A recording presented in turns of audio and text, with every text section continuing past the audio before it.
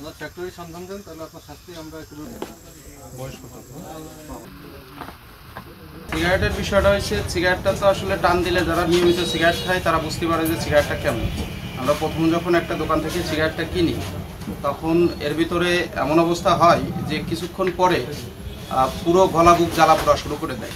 এর তামাকের মান সম্ভবত খারাপ, আর কাশি হয়, প্রচুর পরিমাণ কাশি হয় এই সিগারেটটা খাইলে পারে। বাজার অরিজিনাল সিগারেট থেকে এক প্যাকেট নকল সিগারেটের বিক্রেতা 30 থেকে 40 টাকা লাভ করছে। এই কারণে তারা ওই নকল সিগারেট রাখছে। এতে আসলে সাধারণ ভোক্তারা কিন্তু প্রতারিত হচ্ছে এবং স্বাস্থ্যের ক্ষতি হচ্ছে।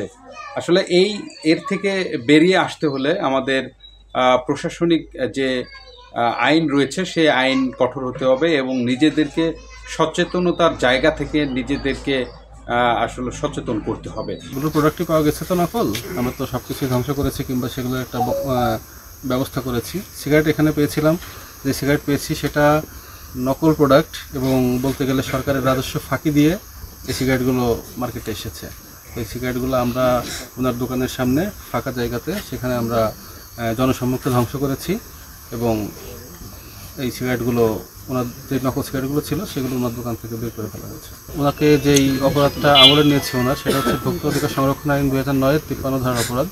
মানে নিজের অবহেলার কারণে ভোক্তা তার স্বাস্থ্যহানি কিংবা তার যে কোনো ক্ষতি করার যে অপরাধটা সেটা আমরা আমলে নিয়েছি।